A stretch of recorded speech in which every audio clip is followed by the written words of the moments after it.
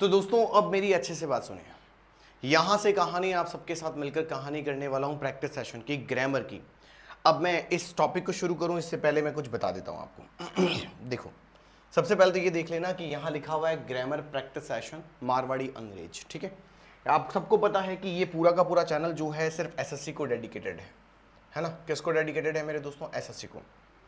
लेकिन एक बात यहां आपको बता देता हूं, मैं फिर बोल रहा हूं, एसएससी में जो ग्रामर पढ़ाई जाती है यानी जो ग्रामर आती है वो मेरे दोस्तों ग्रामर हर कंपटीशन में आती है। यानी कि वो ग्रामर जो आपको एसएससी पूछ रहा है वो ग्रामर आपको हर कॉम्पिटिटिव एग्जाम में पूछता है।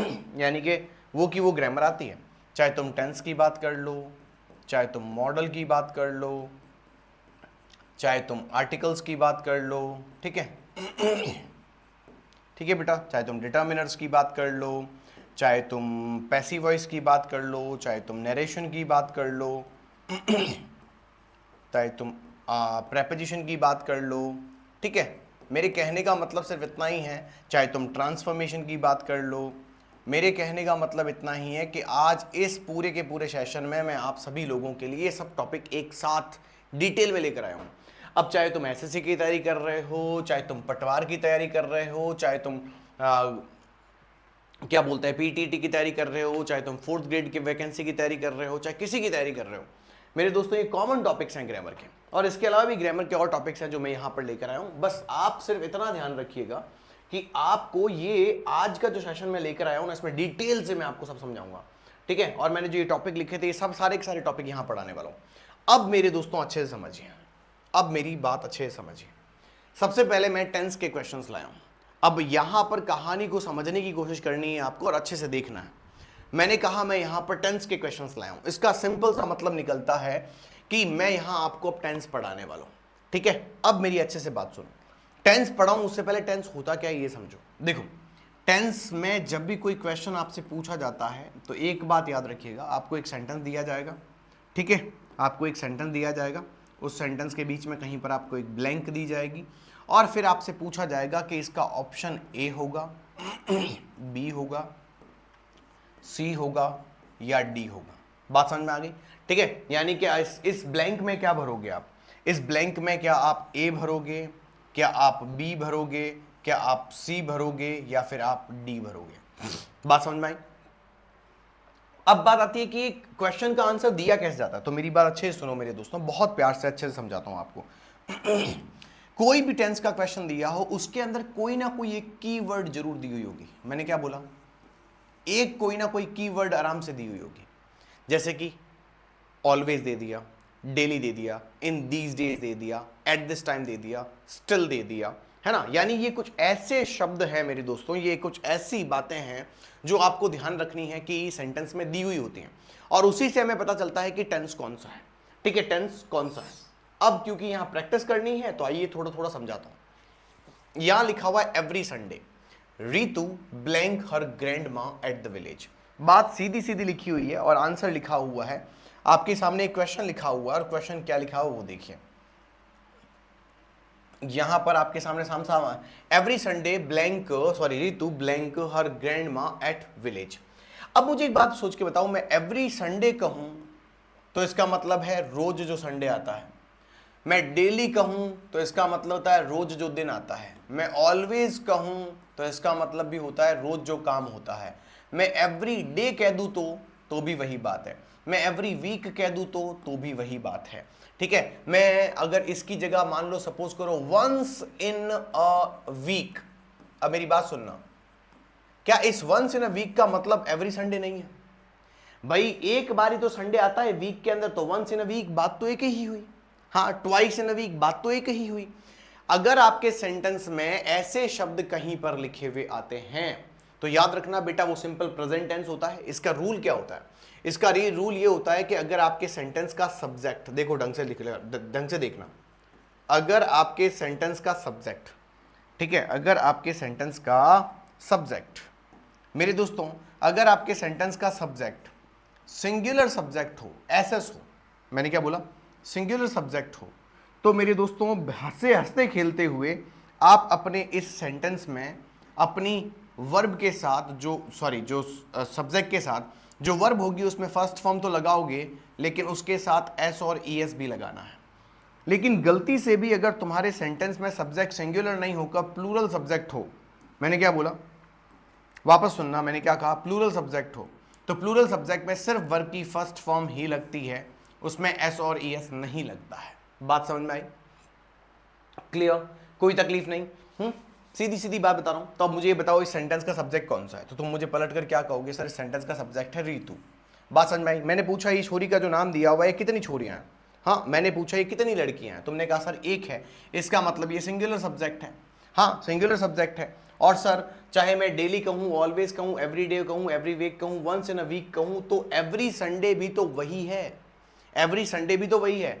तो ऐसी कंडीशन में याद रखना एवरी संडे रितु विजिट्स आएगा, विजिटेड नहीं आएगा, इज विजिटिंग नहीं आएगा, हैज विजिटेड नहीं आएगा। क्यों?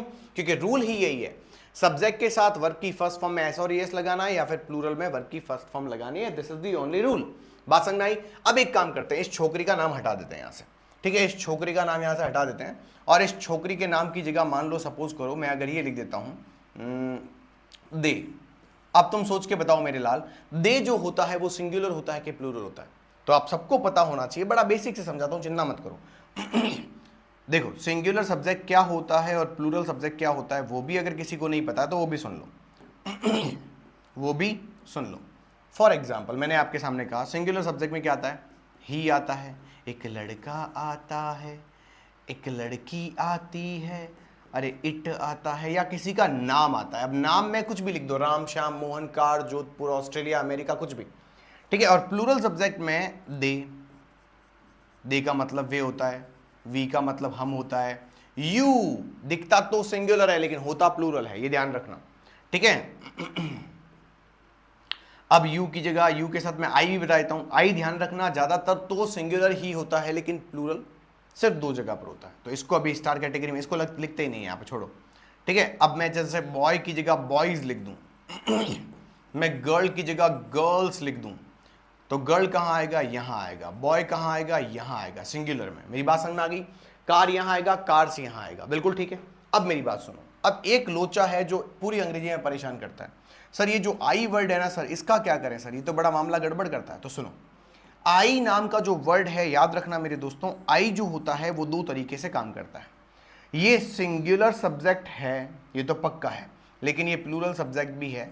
ये कैसे सर? तो सुनो, आप इतना याद रख लेना मेरे दोस्तों, अंग्रेजी में आई हर जगह पर, मैंने बोला एवरीवेयर, मैंने क्या बोला बेटा, एवरीवेयर आई सिंगुलर ही होता है, आई सिंगुलर ही होता है। लेकिन सिर्फ दो जगह ऐसी हैं पूरी इंग्लिश में जहां पर आई प्लूरल होता है। एक तो सिंपल टेंस, क्या बोला मैंने, सिंपल टेंस, ठीक है, और दूसरा ये परफेक्ट टेंस में प्लूरल हो जाता है। और मैं अगर तुम्हें सही बताऊं तो ये दोनों ही जो सिंपल प्रेजेंट और परफेक्ट प्रेजेंट के टेंस में ही ऐसा होता है, ठीक है। ये दो ही जगह ऐसी है जहां पर ये सिंगुलर होता नहीं, प्लूरल होता है, बाकी सब जगह पर ये प्लूरल होता है। बात समझ में आ गई? तो यहां पर इन जगहों पर ये भाई साहब प्लूरल होते हैं। बात समझ में आ गई क्या? अरे बोलो ना। क्लियर है? ये काम हुआ, पहला क्वेश्चन क्लियर है बेटा। अब मैंने आपसे पूछा बेटा मान लो अगर दे लिखा होता तो क्या आंसर आता, तुमने कहा सर दे प्लूरल होता है, और प्लूरल में आपने बताया था कि प्लूरल में सिर्फ वर्ब की फर्स्ट फॉर्म लगेगी। तो मैंने कहा सर इसमें तो ऐसे आई एस लगा हुआ है, हटा दो, सर इसमें विजिटेड लगा हुआ है, हटा दो, इसमें इज लगा हुआ है, हटा दो, इसमें हैज लगा हुआ है, हटा दो, तो बचा क्या सर? इसमें तो आंसर ही नहीं है। मेरे दोस्त सीधी सीधी बात है, क्योंकि ये क्वेश्चन ही अलग था तो इसका आंसर हमें बनाना पड़ेगा। इसका आंसर होगा विजिट। बात समझ में आ गई? और विजिट और एस क्यों लगा ये भी आपको समझ में आ गया होगा।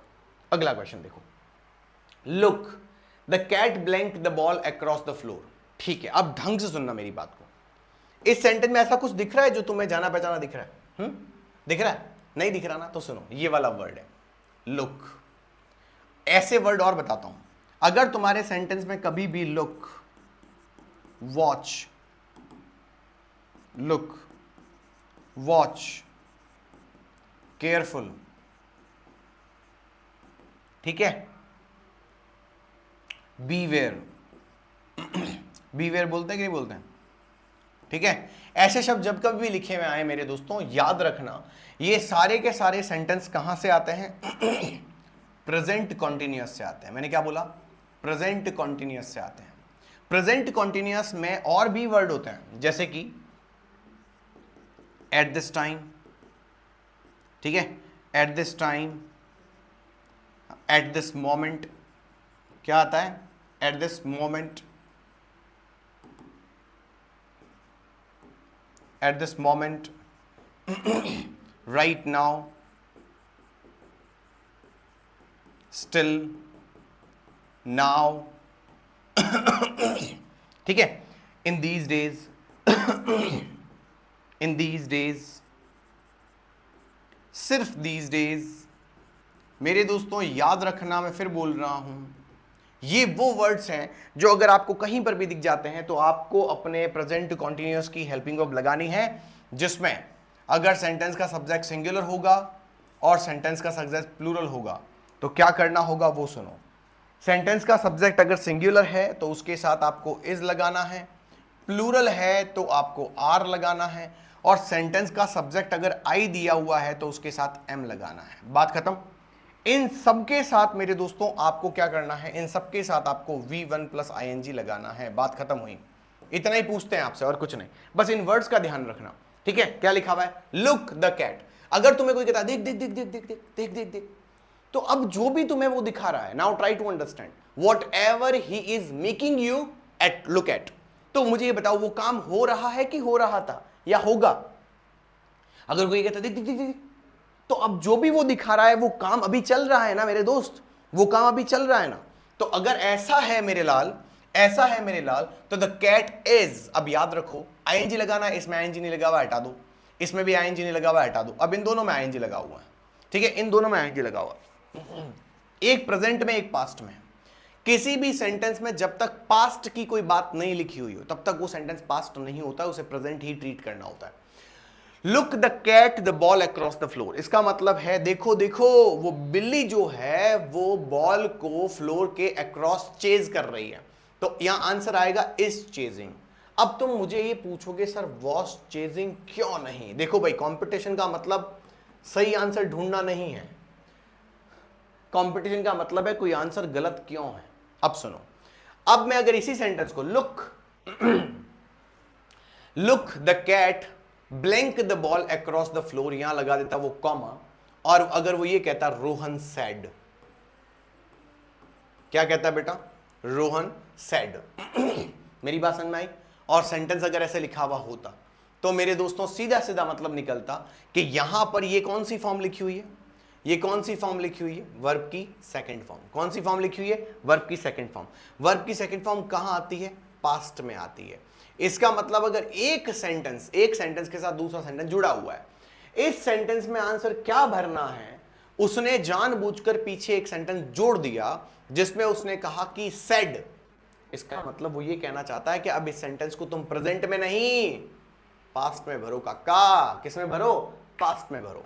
तो आंसर आता वॉज चेजिंग, नहीं तो इज चेजिंग, क्योंकि जब तक सेंटेंस में इंडिकेशन ना दिए हो तब तक समझ में नहीं आता। अब तुम कहोगे सर मर तो पल्ले ही चुन पड़ी, अपन तो ऊपर होंगी प्री। एक काम करते हैं, एक सेंटेंस लिखता हूं। मैंने कहा वॉच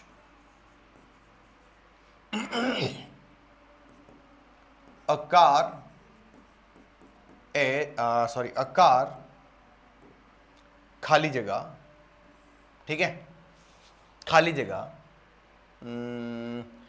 वॉच अ कार खाली जगह टूवर्ड्स अस। क्या लिखा हुआ है? Towards us. बात समझ में आ जाएगी? क्लियर है? कोई तकलीफ नहीं है? कंफर्म है? Watch a car blank towards us, और नीचे ऑप्शन जो दिए हुए ना वो दिए हुए कम से, जैसे कि comes, came, is coming, was coming, ऐसा मान लो लिखे हुए, ठीक है। कम लिखा हुआ है, केम लिखा हुआ है, ठीक है भाई। क्या लिखा हुआ है? केम लिखा हुआ है, इज कमिंग लिखा हुआ है, और मैंने कहा हैज कम लिखा हुआ है। अब मैं आपसे पूछता हूं इन चारों में से ऑप्शन में क्या आएगा?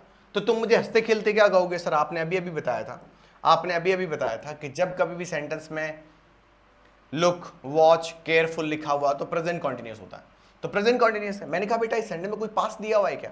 तुमने कहा नहीं है, तो इसका आंसर क्या आएगा? Is coming. आंसर सही है, ठीक है, a car is coming towards us, देखो हमारी तरफ एक कार आ रही है, बिल्कुल ठीक है, बात ठीक है। अब मेरी बात सुनो, मैं अगर इसी सेंटेंस के अंदर ये लिख दूं, माई फादर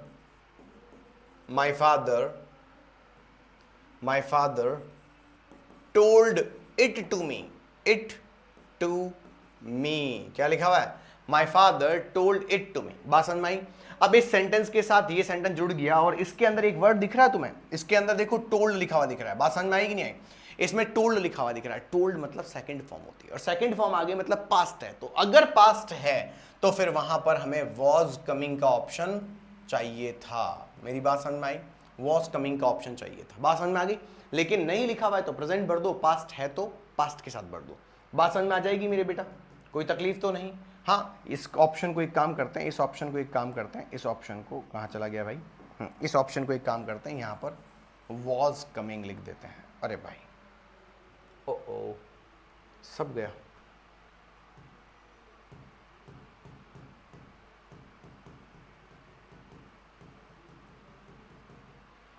सब गया, इसमें लिखा हुआ सब गया, ठीक है कोई बात नहीं।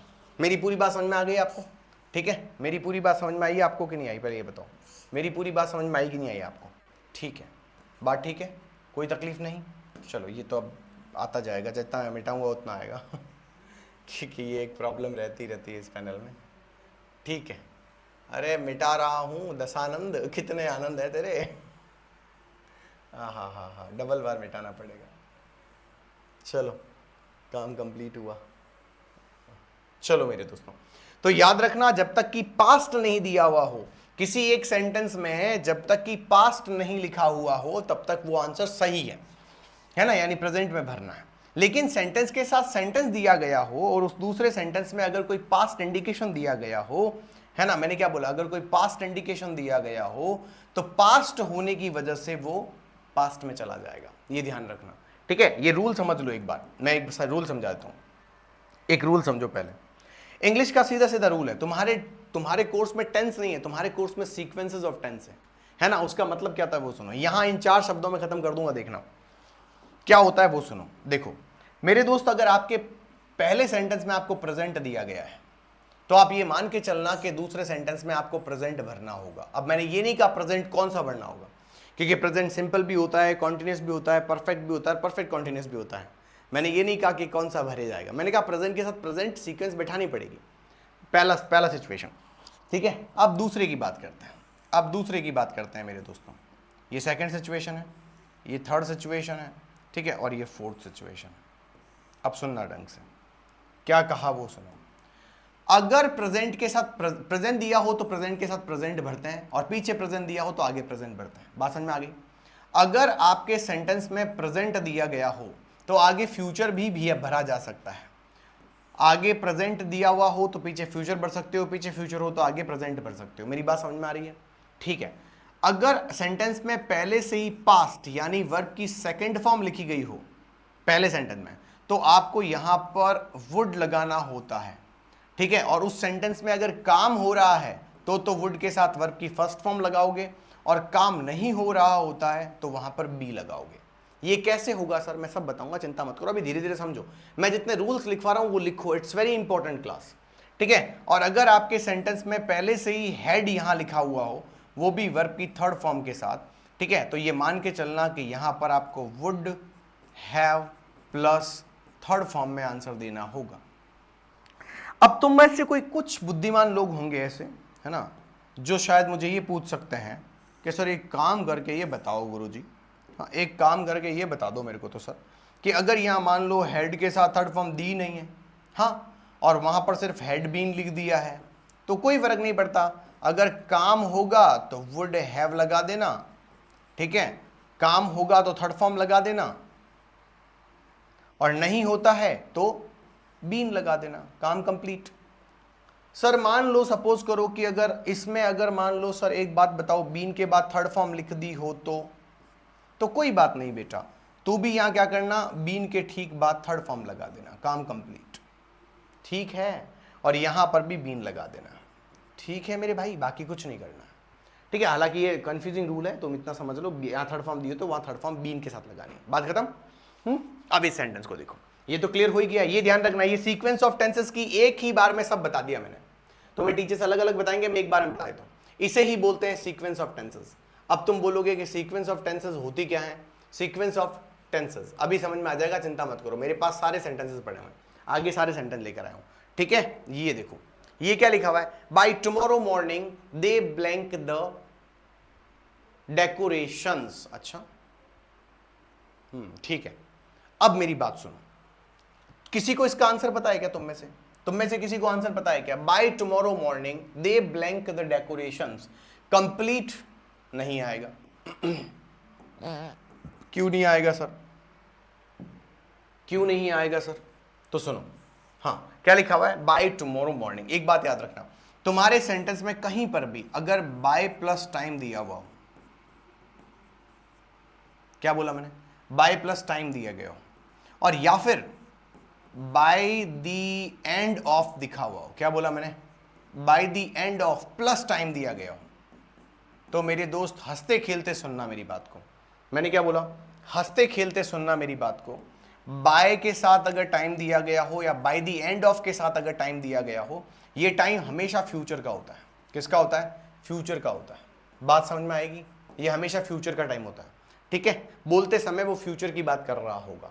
ऐसा उसी समय होता है ना, जब हम परफेक्ट फ्यूचर की बात करते हैं, मैंने क्या बोला, परफेक्ट फ्यूचर की बात करते हैं, मेरी बात समझ में आ जाएगी, परफेक्ट फ्यूचर की बात करते हैं। तो याद रखना बेटा, परफेक्ट फ्यूचर का रूल है will, shall, have plus verb की थर्ड फॉर्म, बात ठीक, will shall have plus verb की थर्ड फॉर्म। आओ मेरे दोस्तों, बाय टुमारो मॉर्निंग दे, साफ साफ लिखा हुआ है दे, और ये देखो बाय के साथ टुमारो मॉर्निंग तो कल आएगी ना, फ्यूचर टाइम हुआ कि नहीं हुआ, दे ब्लैंक द डेकोरेशन, तो डेकोरेशन को कंप्लीट करने की बात हो रही है।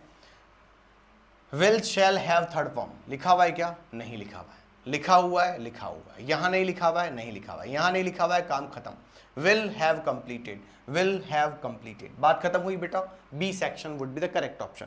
अब तुम कहोगे मुझे कम समझ में आया, एक क्वेश्चन देता हूं, एक क्वेश्चन देता हूं, मान लो मैंने क्वेश्चन लिखा आपके लिए, माय मैनेजर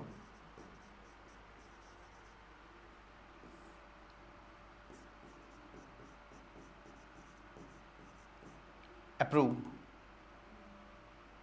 अप्रूव मत लिखो, कोई और शब्द लिख लो, my manager blank, credit word लिख दो, क्रेडिट का मतलब होता है आपके खाते में आना, उधार देना, ऐसा, ठीक है, credit, my manager blank credit the amount, ठीक है, the amount by now, clear है बेटा।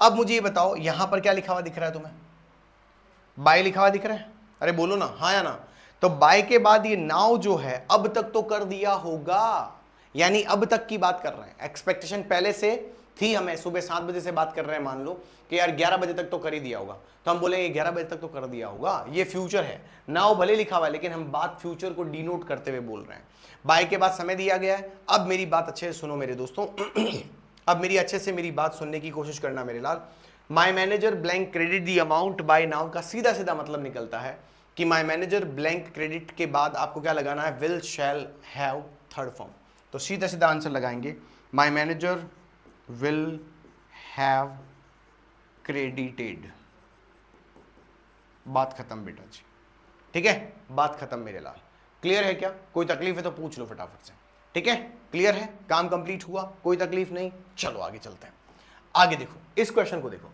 अब तुम पूछ रहे थे ना सीक्वेंस ऑफ टेंसेस क्या होते हैं, आओ मैं बताता हूं, ये लिखा हुआ दिख रहा है, सीक्वेंस ऑफ टेंस का सीधा मतलब होता है कि एक सेंटेंस दिया गया होगा, फिर एक और सेंटेंस दिया गया होगा, मान लो कि उन दोनों सेंटेंस के बीच में फुल स्टॉप नहीं होगा, हो भी सकता है नहीं भी हो सकता है, कोई जरूरी नहीं है, ठीक है, हाँ मान लो नहीं है, और एक में क्या करेंगे, वो तुम्हें खाली जगह भर के दे देंगे, एक में वो तुम्हें क्या करेंगे, खाली जगह भर के दे देंगे, वो यहां लिख देंगे कि विल गो लिख दिया यहां पे मान लो, ठीक है, यहां पर विल गो लिख दिया, और यहां कहेंगे कि इसकी खाली जगह भरो, तो मेरे बेटा सीधी सीधी बात है, ये will go is giving you idea, ये विल गो आपको आइडिया दे रहा है कि आगे अब आपके पास क्या ऑप्शन है। मैंने अभी अभी बताया था, फिर चलते हैं, देखो क्या क्या है, लिख लिया कि नहीं लिखा, ये देखो, इसको देखो आराम से। प्रेजेंट के साथ प्रेजेंट कब आएगा वो भी सुन लो। प्रेजेंट के साथ प्रेजेंट उस समय आता है जब हम कोई फैक्ट की बात करते हैं, ट्रूथ की बात करते हैं, सच की बात करते हैं। क्लियर है? जैसे कि पानी पर तेल को उड़ेलते हैं तो तेल तैरता है, बिल्कुल ठीक है, ये सच है, ये मैंने नहीं बनाया, ये तुमने नहीं बनाया, ये साइंस ने बताया, साइंटिफिक ट्रूथ है। दो में दो जोड़ते हैं तो चार मिलते हैं, है ना, तो ये चार दो में दो जोड़ने से मिलते हैं, सच है। तीन को एक में जोड़ने से भी चार मिलते हैं, सच है। पांच में से एक घटाने पर चार मिलता है, बिल्कुल ठीक है। दो के साथ दो जोड़ने से मिलता है चार, ये भी ठीक है। तो भाई ये मैथमेटिकल फैक्ट है। फैक्ट कैसा भी हो ध्यान रखना, अगर ट्रूथ और फैक्ट की बात होगी तो प्रेजेंट के साथ प्रेजेंट लगाएंगे। अगर कॉमन बात है, फैक्ट नहीं है, कॉमन बात है, कोई कॉमन मैटर हो रहा है कि भाई तू जाएगा तो मैं जाऊंगा, ठीक है, तू जाएगा तो मैं जाऊंगा, तो अगर तू जाता है तो मैं जाऊंगा, प्रेजेंट के साथ फ्यूचर, फ्यूचर के साथ प्रेजेंट, ठीक है। ये पास्ट जो अभी तक हुआ नहीं, हुआ ना हो बट थिंकिंग अबाउट इट।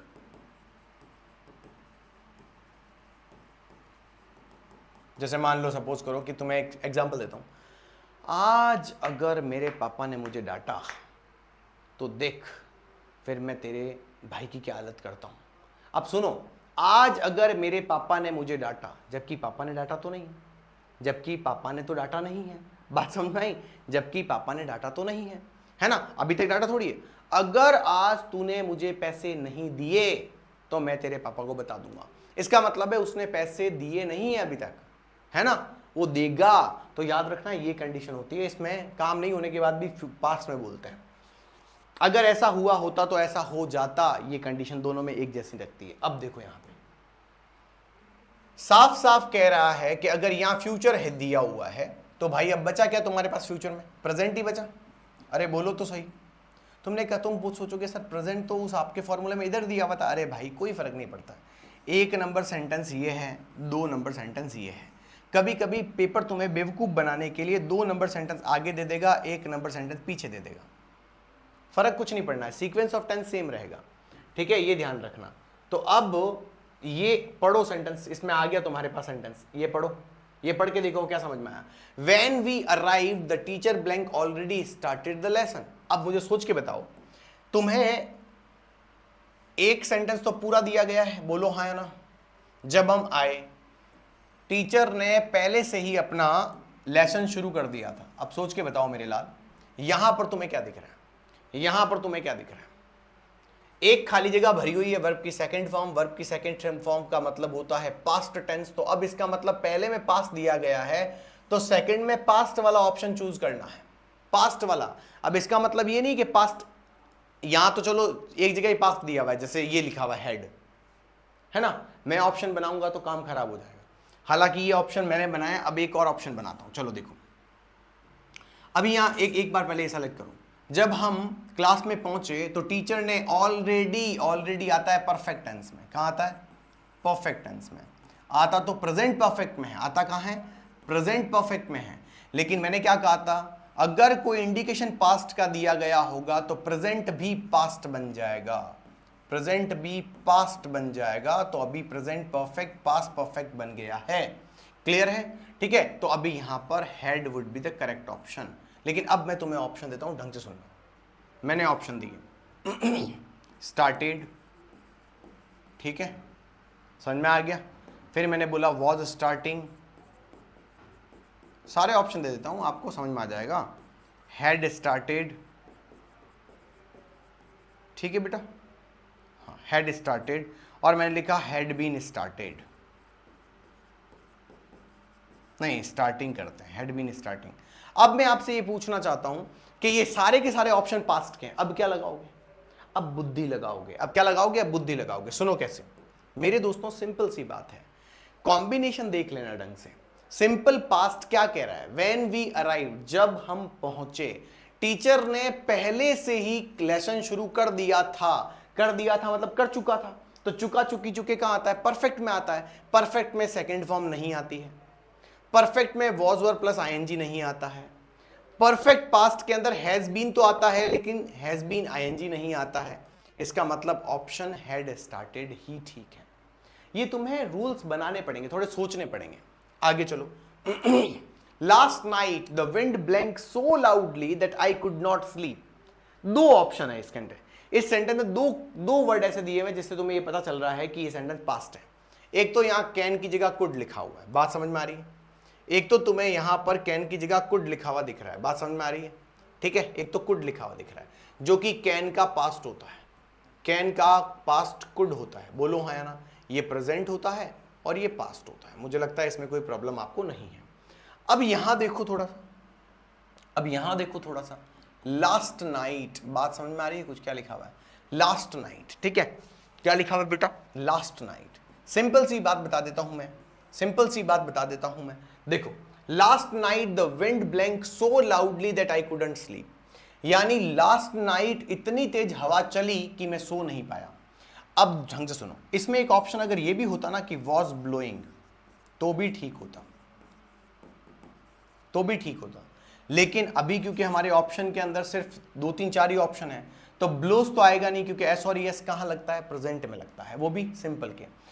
खाली आईएनजी मेरे याद रखना दोस्तों, टेंस में कहीं नहीं लगता है, ढंग से सुनना, कहीं नहीं लगता है। लेकिन अगर कोई जेरेंड का वर्ड दिया हुआ हो तो उसके बाद आईएनजी लगता है। अब ये जेरेंड कौन सी बला है, देखो दोस्तों, मैं पढ़ाने में इतनी डीप ग्रामर पढ़ा दूंगा आपको कि आप खुद पढ़ते पढ़ते थक जाओगे, ठीक है। लेकिन अभी इतना अंदर जाने से मतलब नहीं है, इतना अंदर जाने से मतलब नहीं है ना। इतना याद रख लो, जैसे कि मैं कुछ शब्द बता देता हूं, जैसे कि सपोज करो आपके सेंटेंस में कहीं पर भी स्टार्ट लिखा हुआ हो, कहीं पर भी स्टॉप लिखा हुआ हो, कहीं पर भी कीप लिखा हुआ हो, और कहीं पर भी कोई प्रेपोजिशन लिखा हुआ हो, ढंग से सुनना, प्रेपोजिशन बोल रहा, पूरा लिख रहा हूं, और अगर आपको इनके बाद क्रिया लगानी पड़ जाए, यानी वर्ब लगानी हो, इन सब के बाद अगर आपको कोई वर्ब लगानी हो, तो याद रखना मेरे दोस्तों, वो वर्ब विल ऑलवेज बी, ये वर्ब जो होगी वो हमेशा हमेशा के लिए आईएनजी फॉर्म में आएगी।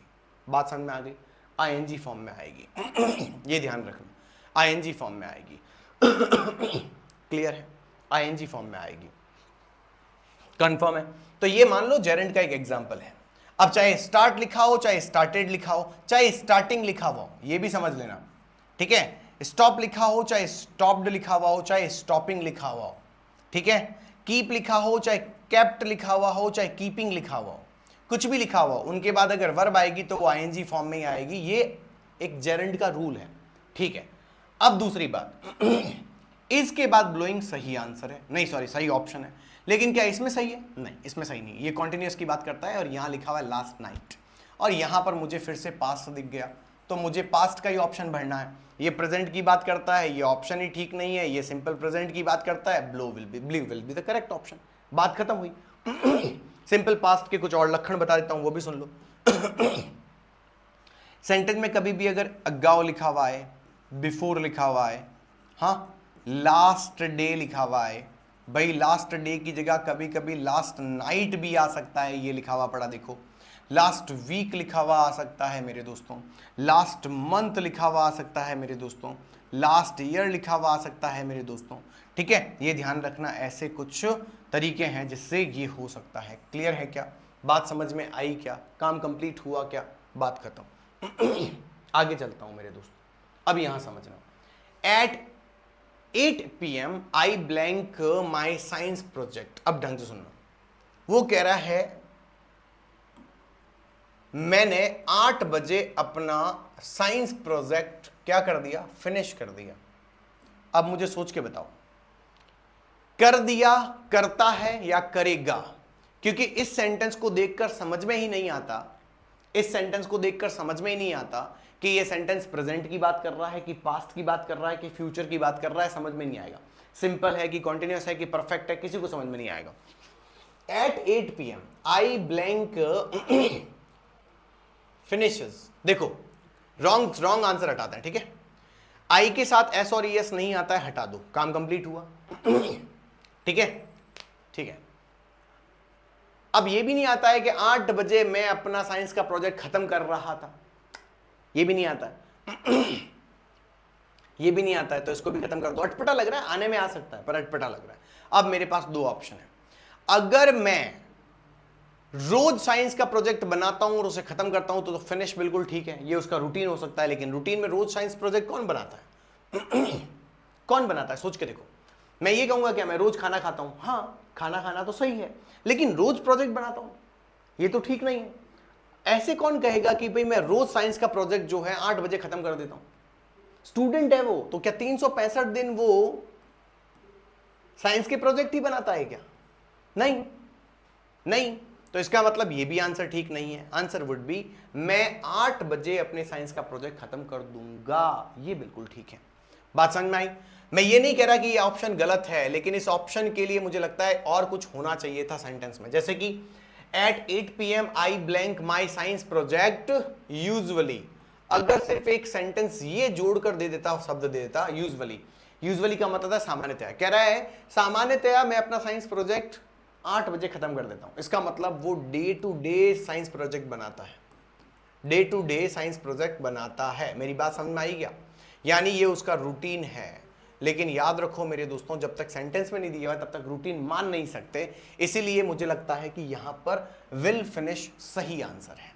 ठीक है, तो अब तुम मुझे ये पूछोगे कि सर इसमें टुमारो कहां लिखा हुआ, सिंपल फ्यूचर की कंडीशन कहां है? तो इस वर्ड को देखकर मैं सिर्फ अनुमान लगाने की बात कर रहा हूं। क्या वो कह रहा है कि मैं अपने साइंस प्रोजेक्ट को 8 बजे खत्म कर दूंगा, वो ऐसा बोल रहा है। ठीक है, तो ये लॉजिकली ज्यादा लगता है, हालांकि ये आंसर अपनी जगह ठीक है, गलत नहीं है, लेकिन उसमें कुछ वर्ड और चाहिए थे। ठीक है मेरे दोस्तों, आगे चलते हैं। अब यहां देखो I think it blank tomorrow so take your umbrella. अब ढंग से सुनना, ढंग से सुनना।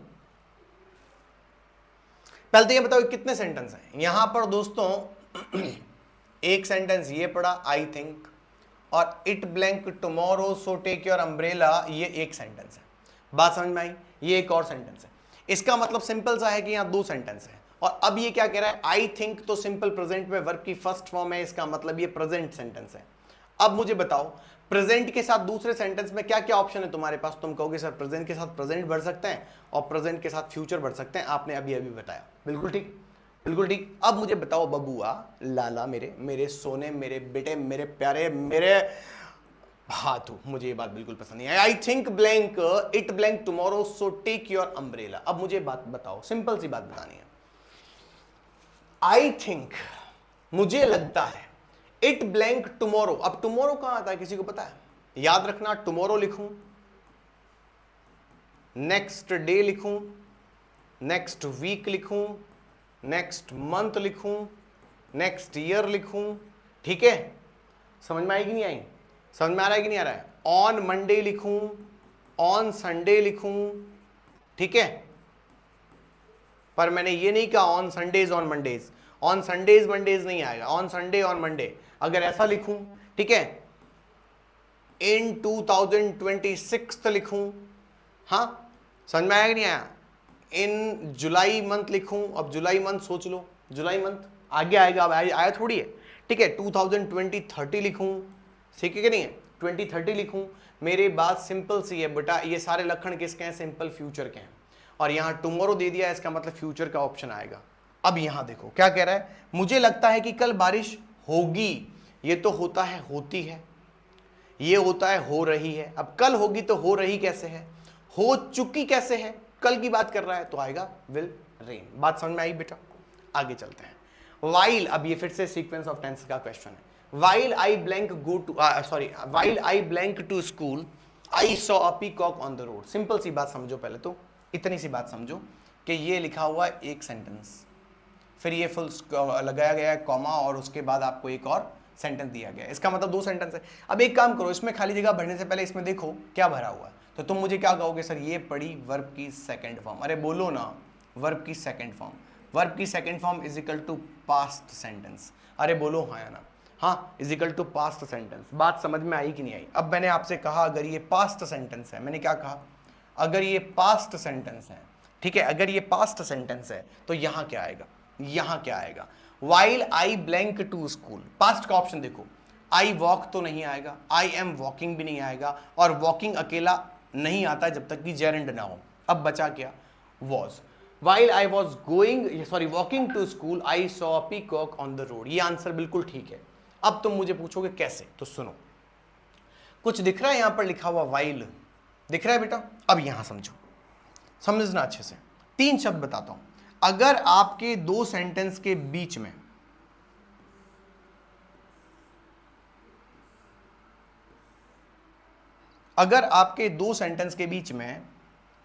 व्हेन,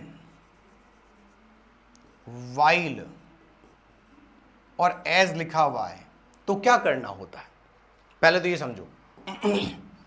एक बात फिक्स याद रखो कि एज के साथ जो भी ब्लैंक भरते हैं वो यूजुअली वर्ब की सेकंड फॉर्म ही भरते हैं। मैं फिर से बोल रहा हूं, मैंने क्या बोला वो भी सुन लो, मैं क्या कह रहा हूं वो भी सुन लो। मैंने आपसे क्या पूछा और क्या बोला ये सुनो, ढंग से सुनना। मैंने क्या कहा? मैंने कहा अगर मेरे दोस्तों एज लिखा हुआ हो तो एज के आगे जो भी ब्लैंक होती है या सेंटेंस होता है उसमें हमेशा वर्ब की सेकंड फॉर्म लिखी हुई आती है, मान के चलना, ठीक है? अच्छा, मोटा मोटी 99% ऐसा ही होता है, पर कभी कभी ऐसा हो सकता है as he was looking at me, as he was looking at me, तो वो भी ठीक है। वो एज का यूज जैसे ही नहीं है, जिस तरह से वो मेरी तरफ देख रहा था उसमें जिस तरह उसका मतलब निकलता है। वाइल, बेटा ध्यान रखना, वाइल जब भी लिखते हैं उसके अंदर यूजुअली वॉज या वर के साथ V1 प्लस ING आता है। ये सारे रूल जो बता रहा हूं 99% काम करते हैं, 1% में एक्सेप्शन होती है। उतनी डीप ग्रामर आपसे नहीं पूछेंगे, चिंता मत करो। और वैन जब भी लिखा हुआ होता है तो सेंटेंस समझना पड़ता है। अब मेरी बात सुनो, ये तो है रट्टा मारने वाली बातें। एक काम करते हैं, आपसे सिंपल से सवाल पूछते हैं। ये तो सब रट्टा मारने वाली बातें। अब सुनो, ढंग से समझना मेरी बात को।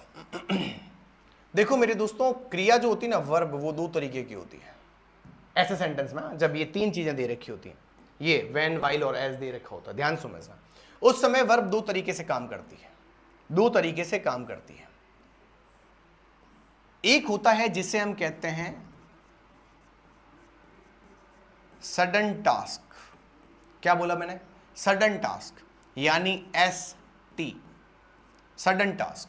सडन टास्क मतलब जैसे मान लो ये मेरे पास कैमरे का कवर है, ठीक है?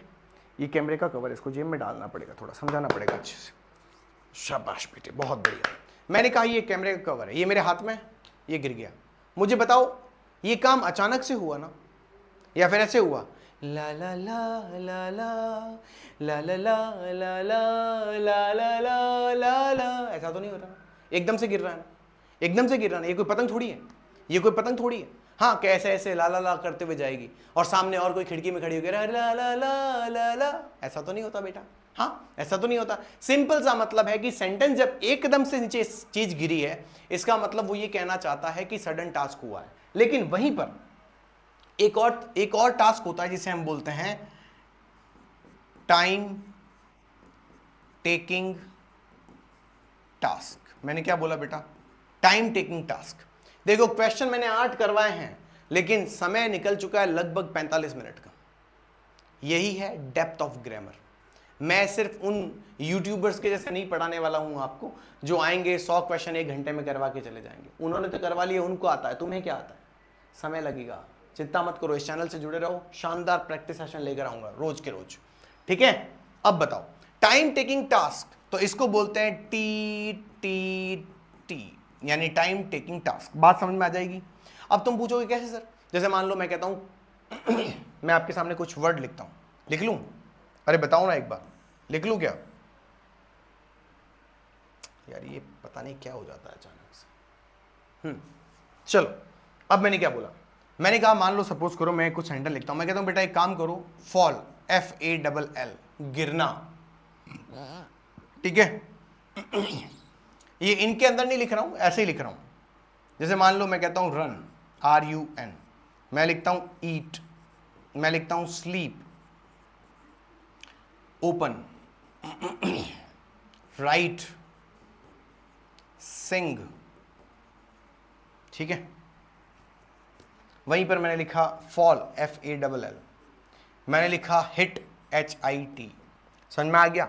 ठीक है कि नहीं? हाँ, मैंने कहा हिट, और वहीं पर मैंने कहा सपोज करो कि आपको मैंने कह दिया कुक,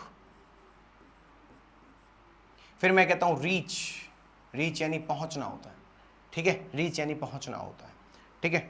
फिर हमने कह दिया भाई क्लोज, ठीक है, और फिर हमने बोल दिया रीड। अब मुझे तुम सोच के आराम से बताओ इनमें से कौन से काम है जो अचानक से होते हैं और कौन से काम है जिनको करने में टाइम लगता है, करके दिखाओ तो एक बार। ये सोचो, 2 मिनट दे रहा हूं तुम्हें मैं, तुम सिर्फ ये लिखना जिस काम को करने में टाइम लग रहा है जिस काम को करने में टाइम लग रहा है, ठीक है कि नहीं जिस काम को करने में टाइम लग रहा है, समझ में आया बेटा? जिस काम को करने में टाइम लग रहा है, कोई मतलब नहीं, ठीक है। जिस काम को करने में टाइम लग रहा है उसके पीछे टी, उसके ऊपर टी टी लगा दो। जिस काम को करने में टाइम नहीं लग रहा उसके ऊपर एस टी लगा लो। देखते हैं कितना कर पाते हो, करके दिखाओ फटाफट। 2 मिनट है आपके पास। I am giving you only 2 minutes, only 2 minutes my dear ones. सिर्फ 2 मिनट है आपके पास, करके दिखाओ। लेट्स सी कितना कर पाते हो, है ना? करके दिखाओ, करके दिखाओ मेरे दोस्तों, देखते हैं कितना कर पाते हो। चलो चलो चलो चलो, मेक इट फास्ट। जो वर्ब दे रखी हैं वो वर्ब्स करके दिखाओ, बाकी सब ठीक है।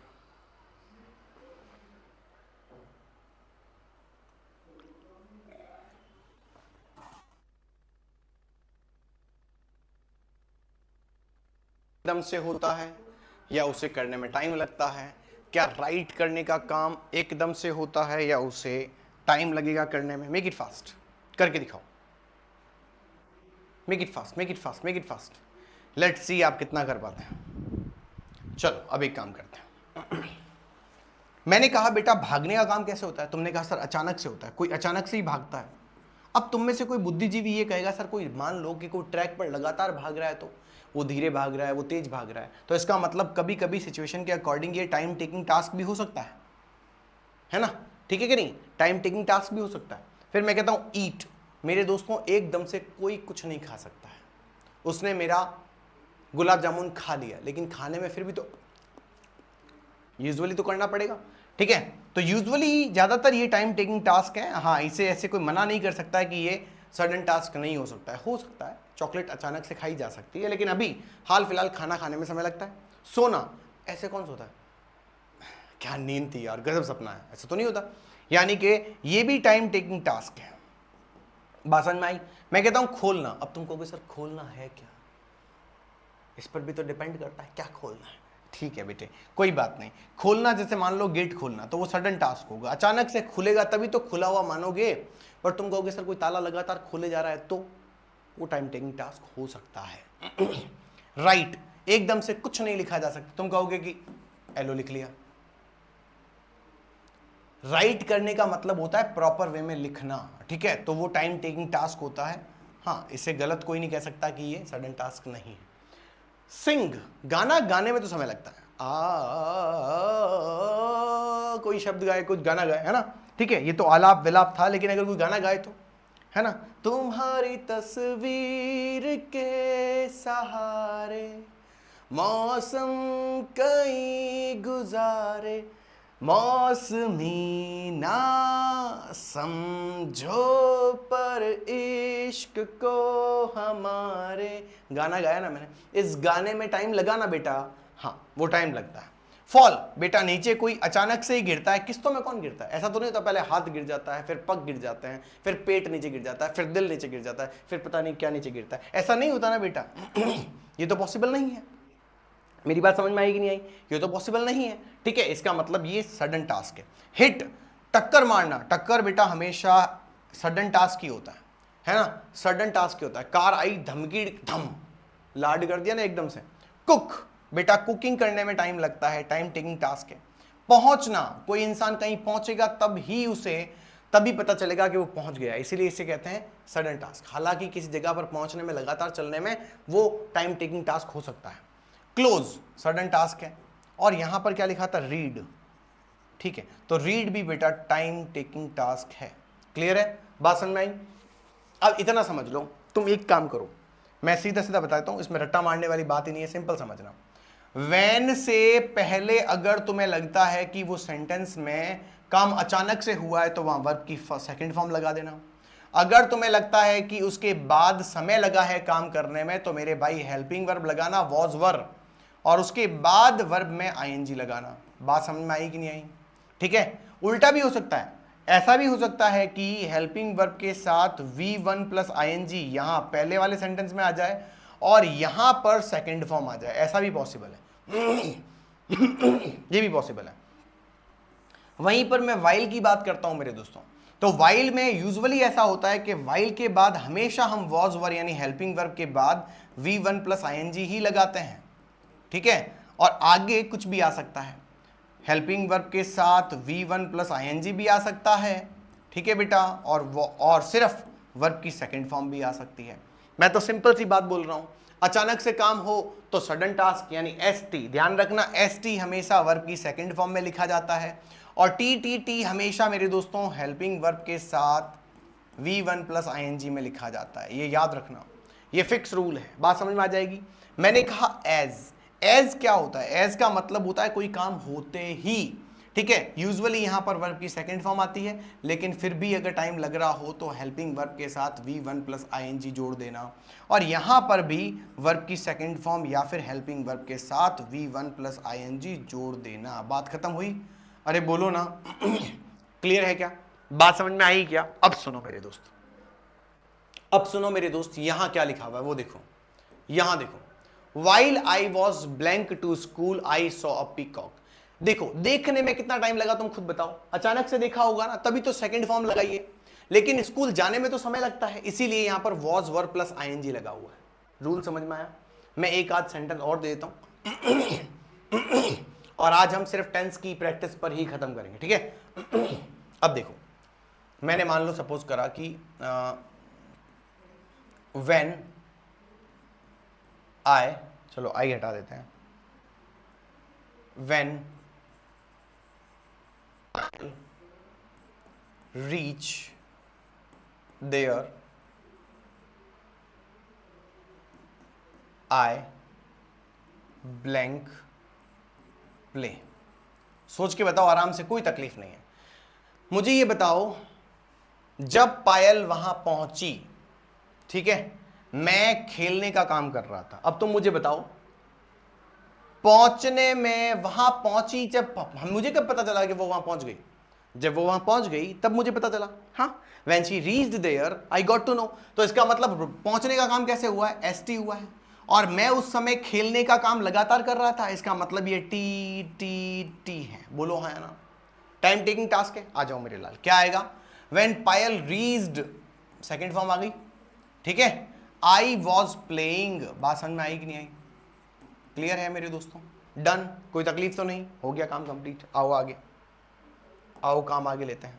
ठीक है, अगला क्वेश्चन, ध्यान रखना मेरे दोस्तों, ये वो का वो क्वेश्चन है जो मैंने पढ़ाया था। कौन सा क्वेश्चन है सर? सुनो, मैंने आपको जो पढ़ाया था ये वो का वो क्वेश्चन है, समझने की कोशिश करना। ये देखो, मैंने अभी अभी आपको बताया था, यहां पर ये रही रूल, ये रहा रूल, ये रहा रूल। प्रेजेंट के साथ प्रेजेंट, प्रेजेंट के साथ फ्यूचर, पास्ट के साथ वुड, हेड के साथ वुड हैव, और हैड बीन के साथ वुड हैव बीन। ये रहा तुम्हारा क्वेश्चन। वापस ये क्वेश्चन है, अच्छे से देख लो। इफ यू ब्लैंक नाउ, एक सेंटेंस है, यू विल, एलओजी, ये विल बराबर फ्यूचर है। अब आंसर भर लो, काम कंप्लीट हुआ। If you blank run now, rain now, have run now, will run now, you will catch the bus, school bus. अगर तुम तेज भागते हो तो तुम स्कूल की बस को पकड़ लोगे, ये फ्यूचर है, तो भागते हो में प्रेजेंट लगा दो। इफ यू रन का रन लगा दो, ये वर्ब की सेकंड फॉर्म है, हटा दो, हैव आएगा नहीं, विल का कोई लेना देना नहीं। क्यों सर? क्योंकि फ्यूचर के साथ फ्यूचर नहीं लिखते हैं इंग्लिश लैंग्वेज में। अगर एक सेंटेंस में फ्यूचर आ गया तो अगले सेंटेंस में फ्यूचर साथ में नहीं लिखते हैं इंग्लिश में, ये ध्यान रखना। ठीक है, तो if you will run now नहीं आएगा, इफ यू रन नाउ आएगा। ये बात समझ में आ गई? ये ध्यान रखना, यही सीक्वेंस ऑफ टेंसेस है। मेरे हिसाब से काम कंप्लीट हुआ बेटा, मैंने सिर्फ 9 क्वेश्चंस करवाए हैं। अगली क्लास में मैं आपको आर्टिकल की प्रैक्टिस करवाऊंगा, ध्यान रखना। आर्टिकल्स आएंगे तुम्हारे सामने, उसके बाद डिटर्मिनर्स, उसके बाद प्रेपोजिशन, उसके बाद मॉडल्स, बहुत सारे क्वेश्चंस मैं आपके लिए लेकर आऊंगा। लेकिन आज का सेशन आपको सिर्फ 9 क्वेश्चन में कैसा लगा ये जरूर बताना, क्योंकि यूजुअली ऐसे क्वेश्चंस में डिटेल में मैंने आपको समझाने की कोशिश करी है। एक क्वेश्चन और पढ़ा देता हूं वो मेरी तरफ से 10 नंबर पे आ जाएगा, मेरी तरफ से आ जाएगा 10 नंबर पे। देखना क्या क्वेश्चन है। V